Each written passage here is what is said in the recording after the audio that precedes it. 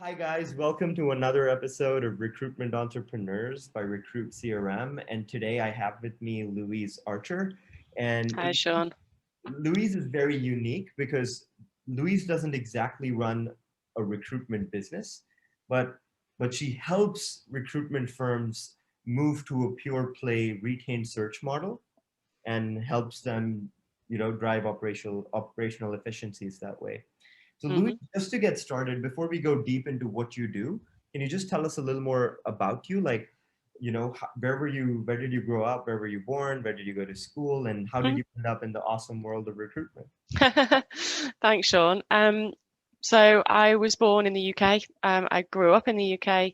I went to school in the UK, very good school. I was very lucky, very privileged, I guess. My parents worked really, really hard to put us through, me and my brother through really good school Which part of the UK? in the northwest, just outside Manchester. Awesome. Yeah, it was good. I didn't like the UK very much, though. I was desperate to leave, and I left at about 19, and I didn't go to university because I enjoyed my overseas travels quite a lot. I went and did a ski season and then a summer season, and yeah, I had a good time. But I did end up in recruitment because my mum ran her own agency. As I know, it was similar for you, Sean, too, with your father. So it was always inevitable, I think. And my first job was actually in her agency as a candidate controller, which I always think is a great job title. Um, What did you do as a candidate controller? Just so so it was a secretarial temps agency, and I had to, control candidates. So I had to let them in, interview them, test them, and then kind of market them out to the consultants to try and get them placed and help the consultants identify the right ones. and how old were you when you did this as The your first, I mean, I used to file CVs in the summer holidays when I was sort of, 10, 11. But I think that I used to listen to what was going on and, Were you getting paid back then? Because I don't think that's not legal. back then, no, no. But the first job, God, I must have been about 16, 17. And I was actually working in the holidays, and then I got that job full time at about 18, 19. Cool. So Super young.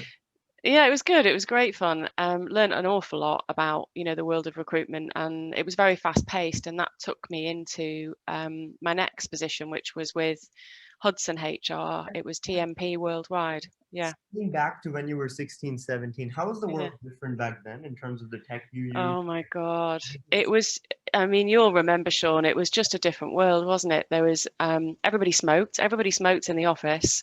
Yeah. There was no No computers? email. It was a fax machine that you had to, kind of queue up for, and that was the only way to get the CVs through, to use the fax. And if somebody was ringing in on the fax number, then you couldn't get the CV out. Um, what else was it different? I mean, the databases that we used, I remember the comments that we used to put on people's files, it wouldn't be allowed anymore. If a candidate was, I don't know, not so good or rude, or we could kind of just say whatever we liked, and the database was a place which made us laugh all the time, And terribly, and very was non-PC. and was the database an actual database or was it just It a was, yeah, it was like an access database, like with the black and then the green. yeah, yeah, yeah, yeah. I remember. Yeah, it was good though. Lots of Rolodexes. We had all the clients were on a Rolodex on everybody's desks. All the CVs were physical, so they were in massive wall of filing cabinets. And by the end of the day, there'd just be CVs everywhere because everyone would be pulling them out. And at the end of the day, I had to file them all and get them all back. If there was like a fire, you would literally lose your database. Lose everything. Yeah, Like, yeah, yeah. that's crazy. That is literally crazy. And how did you and why did you decide to leave that job in your mother's firm to get out? Um, It was a small firm. There was only, 5 or 6 consultants, and I guess I wanted to progress, and I wanted to see the lights of a bigger business, and I had aspirations. So I wanted to see how it was done in a bigger company at a higher level, because these were, envelope stuffers and warehouse workers. And, sometimes when we were short of candidates, I used to go out into the streets with flyers like, come on, if you're not working, there's a job here, £5 an hour or whatever it was. And that was, real kind of grassroots. So I wanted to work at a higher level and see a more senior end of the market. Got it. And then what was your second job like? What was the So I moved to a business called Hudson, which was TMP Worldwide, very big, global, still very big and very well regarded firm now. And I joined their Manchester team in their HR department. So we hired HR, learning and development, and internal recruitment professionals only within the northwest of the UK, in a very small, small region, a small market with a, finite number of clients. And my remit was HR below £40,000 salary per year? Yeah. in the northwest, only into manufacturing and distribution companies. Very, very specific. Really niche. Yeah, that's Yeah. crazy. And how was that? How was It was that? brilliant. It was absolutely brilliant. What was brilliant about it was not only did I learn, and they formally train you at Hudson. The training is fantastic. The methods and the processes and the techniques that they teach you is just absolutely superb. And of course, their systems were much better, and email came in and all of that. But what it really taught me was HR, and what is HR? What role does it play within an organization, and what role does talent play within an organization? Back then, as like a young recruiter, did you guys have quotas or billing goals that you had to meet every month? Yeah, absolutely. Yeah, it was very target driven, and my boss was driven. Female as well, which was quite unusual, I suppose, for that time. But in fact, most of the team was female. I think HR can be quite a female environment. I think we had one guy in the team. But yeah, it was very driven. My targets at the time, I can't remember what my target. I mean, I used to smash my targets. I did really well, but it was only about, I used to get like 40k a quarter. So about 40,000 per quarter. So what's that? £160,000 billing a year. How was your billing quota back then? That was the billing for me. I was at a low level. I was still junior. I was still a junior consultant. And so in a firm like this, and in general, right? What would be the multiple like, right? In some firms, in some regions, companies expect consultants to make 3 times their base, or 4 times their base, or twice their base, right? And companies have different structures, right? Some companies have a draw versus some have a guaranteed base salary, and then they get a commission on the sales. What was it? What was it like back then? Because this is quite. I don't know. I really don't remember. It was a long time ago. That was, what was that, 20 years ago? No, that's fine. Yeah, I don't know. I can't remember. And so the next question is like, how did you go from all of this to starting your own business? And what was your first business the thing you're doing now, where you're helping recruitment? Yeah. So this was Yeah. And when did you start it? So I started this business. Well, the business in the shape it is now in May last year. Oh wow! So you're less than 8 or 10 months in. In this model, up until then, it started to form about, when would it have been? 2 years before that. Okay. Maybe 18 months before that. But it wasn't really a business. What had happened was I'd left my last position, which was, ultimately I ended up in search. I ended up with a retained search business. And when I left that, I was on garden leave, and I didn't really know what I wanted to do. Okay. I knew I probably didn't want to work for anybody again, but I didn't want to set my own business up, because both my parents had grown their own businesses, and I'd seen what it had done to them. You've seen it yourself, I'm sure, Sean. Okay.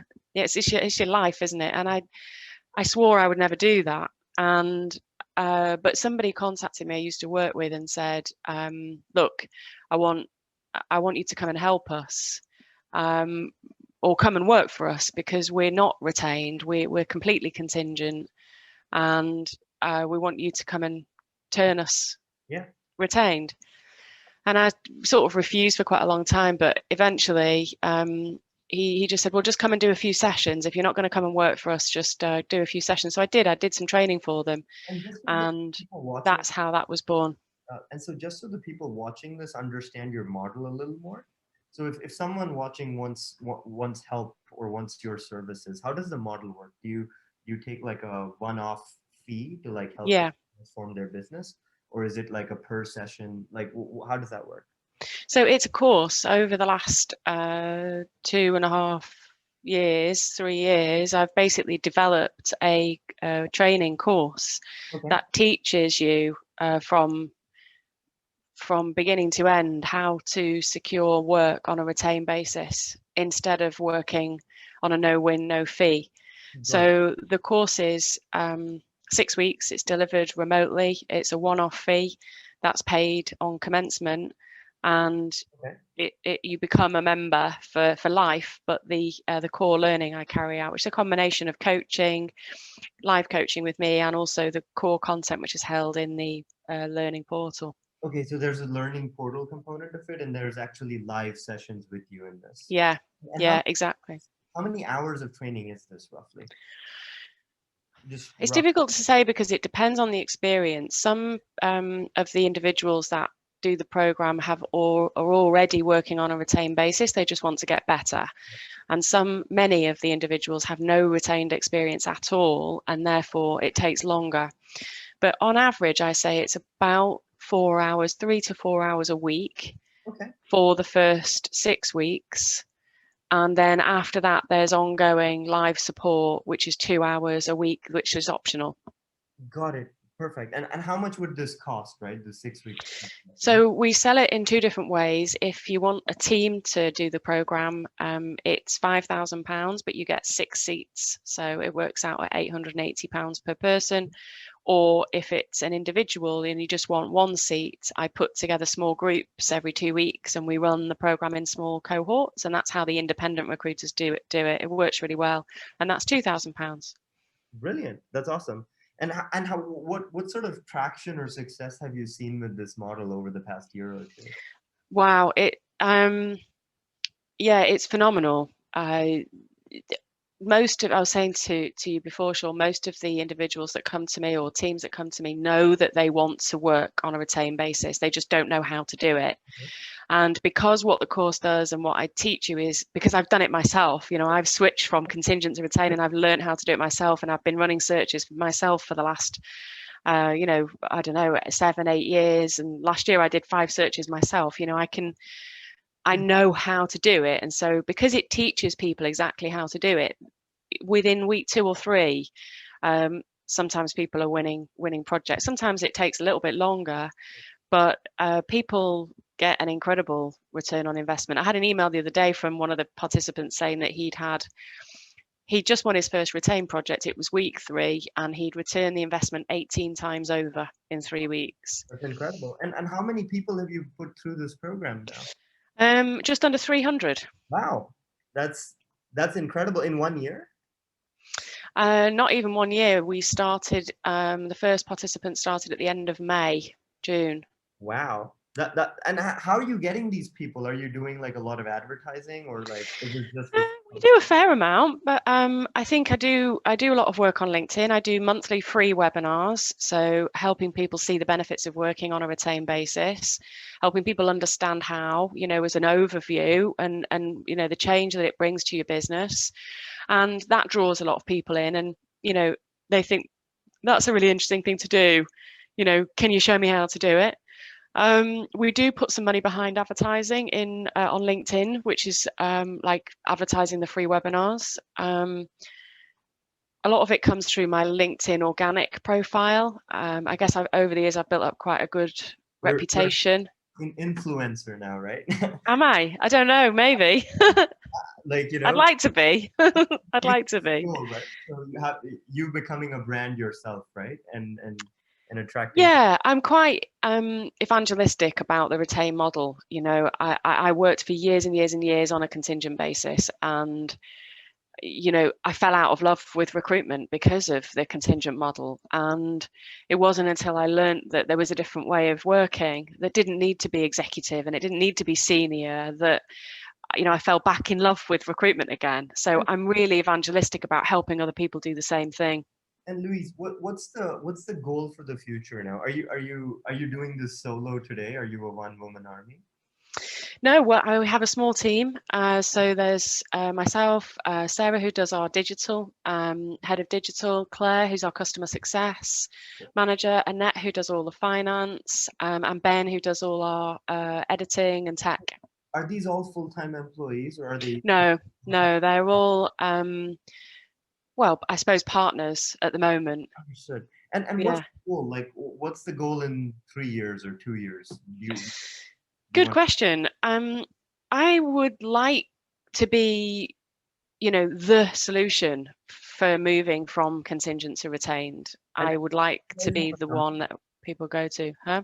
And so have you guys set up an internal number where you want to train 5,000 people or 10,000 people or do 1 million? No, that's a good idea. No, I think because it's so new, Sean, and we've only really just started, getting going, that we don't know what the potential is, and we didn't know what the market was like or the hunger for it. And only in the last probably 2 months we've started putting international clients through the course. So now we've got teams in New Zealand, Australia, Singapore, Qatar, Dubai, Saudi Arabia, out into Canada, North America, South America, Africa.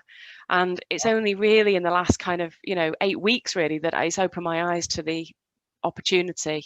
No, So I don't really know what the future is.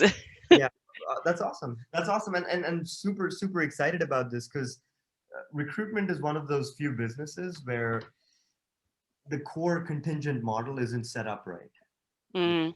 Because you literally have, some companies abusing it where they give out the same job to 5, 8, 10, firms and literally have them fight it out like mongrels among Yeah, each. but as a client, why not? It's free, and they think that that's probably the best way to go about it, right? They don't necessarily know any different. Of course, and but the problem is over time it just dilutes the quality of the industry because then everyone is just trying to, you know, Absolutely.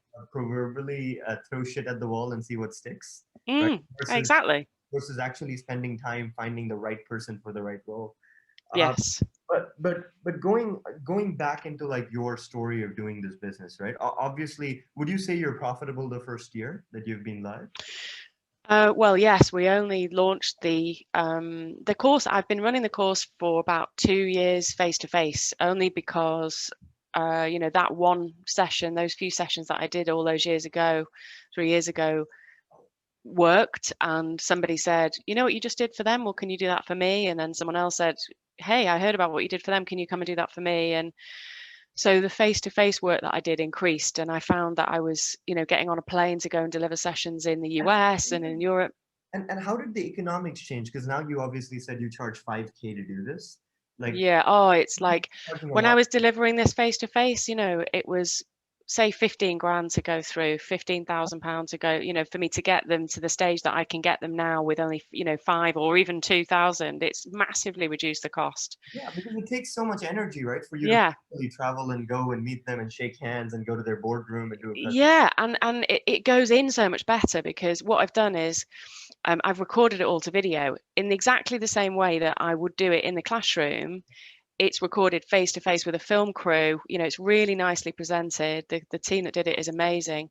But I've broken it down into a series of short videos. So instead of sitting in a classroom all day and trying to absorb all the information, you just watch a series of short videos and it's animated and just finding that it's going in so much better. So it takes people less time, it takes me less time, it's more cost effective, and it's incredibly effective. Like, So the model has completely changed. and one of the things we'll do is we'll actually include the link to your Oh, free thank you. free webinars. I think you said you run free webinars every. Yeah, free webinars every month. Yeah, We'll add that link on this podcast, so if anyone watching is interested, they can click on it and learn more. fabulous. Yeah, it'd be really useful for people to watch them. Yeah, hopefully. And then maybe you'll actually get some of our clients and hopefully we'll make more money moving to a retained model, right? We just want our clients to make more money. Uh, but going on, just a few closing questions now, right? Mm, Uh, because you've talked to a lot of these firms that are now moving or transitioning mm, from a contingent to a retained model, mm, obviously we can't like you can't do the entire course in a minute. But if you had to say the 2 or 3 big changes a firm can make in their approach, what would they be to move to a retained model? What's some of the basic stuff that people just don't do that they should? Explain to their clients that in order to deliver in order to apply the time and the resources necessary to make sure that you can reach a result, it's necessary to have some financial commitment from the client. Got it. That's the biggest message that I can send to people working on a contingent basis right now. You have to say that you need to tell your clients that they need to be aligned with you and financially, so that you're both on the same boat and you're both trying to achieve the same thing. Well, I think what my explanation is kind of touches on what you said before about clients thinking that they're going to get the best service by putting it out to 8 different agencies. And actually what happens is you get the reverse of that. You actually dilute the effort that you get from every agency because it goes to the bottom of everybody's list. Yeah. And so the biggest, piece of advice that I can give to your clients is educating their clients that is what happens when they go out to multiple agencies, and that it isn't the solution for getting A, the best service, or B, the best result. And actually, whether it's them or whether it's somebody else that they choose, finding a partner that has the expertise and is going to apply the time and resources necessary, and importantly, to commit to working with them until they reach a result, requires some financial commitment in order to do that. But it doesn't need to cost any more. You don't need to charge your clients any more for working on a retained basis. It's just a change in model, in payment model. Yeah, it's just the time they're paying you, right? Versus the amount they're paying you. Yeah, exactly. Yeah, some financial commitment on commencement of the project allows us to apply a robust process, and importantly to commit until it's filled, and that is the biggest difference. So if your clients can ask their clients for that and explain that to them, then that's my biggest takeaway. And do you normally also get your clients to like maybe put a money back guarantee in their product? So if they take 10% up front. Sometimes, only as a last resort though. If you've pitched retained properly and you've pitched it well, then you shouldn't need to do that. And that's what I teach people how to do. I don't advise having a reimbursable retained service because you might as well be working contingently. There's no point in taking that financial commitment if your intention is to reimburse it at the drop of a hat. Yep. Totally makes sense. I like how confident you are about the retained model. I think everyone, right? I think sometimes just people are just scared to ask. Right? I think they are, but the reason they're scared to ask is because they don't know what the benefit is to the client. Yep. They think that it's only a benefit to them. But it's not. That's not It's true. not, because in return for that commitment, you can commit to working with that client until the position is filled. And you can't do that on a contingent basis. And that's what the client buys. The client will buy your commitment and your expertise to stand by them until that position is filled. Brilliant. Love it. I think this session is going to be useful to people. I hope so. I hope so. Because we have a lot of clients that both do executive search and some do retained, and most do contingency. And we just see the amount of stress that's less. Yeah. When you don't have to worry about like desperately closing a position and waiting to get paid on an invoice, because it just exactly, yeah, just spoils your life. Yeah, it does. So to finish up, right? This was a great session. To finish up, 2 final questions. Okay. One is where are you in life right now? Are you married? Do you have kids? Do you have a dog? Do you have a cat? Boyfriend? Where are you at? Yeah, that's nice. I am married. I'm married. I have 2. Well, we have 3 children between us. One is Ian's from a previous marriage. We have a dog, a cat, and 2 chickens. Wow, that's amazing. And that's only possible because you're not living in the heart of London, right? Like Yes, probably. Yeah. I don't live in the heart of London. I now live out in the countryside in Cheshire, which is lovely, beautiful. That's amazing. And last question before we close up: what's your advice to your 20-year-old self? Like if you went back to the young Lou, what would you tell her? Anything. It's going to sound like a cliche, but I'm going to say, you know, have faith in yourself. You know, I was very nervous of my own ability, and I constantly thought that, you know, other people were better than me. And as you grow up and as you see, you know, the way that other people are working, you realize actually They're not. I'm not bad. I'm not bad at all. You know, I'm a bloody hard worker and I apply myself well. And, you know, I should give myself some credit for that. And I didn't for many years. So I'd go back and say that, I think. Brilliant. And guys, that is it with this episode of Recruitment Entrepreneurs. And Lou's last words were have more confidence in yourself and believe in Yeah. yourself, because you can do more than you think you can. Yeah. Thanks, Lou, for doing this. We really appreciate it. I'm sure Pleasure. Sense does too. Cheers.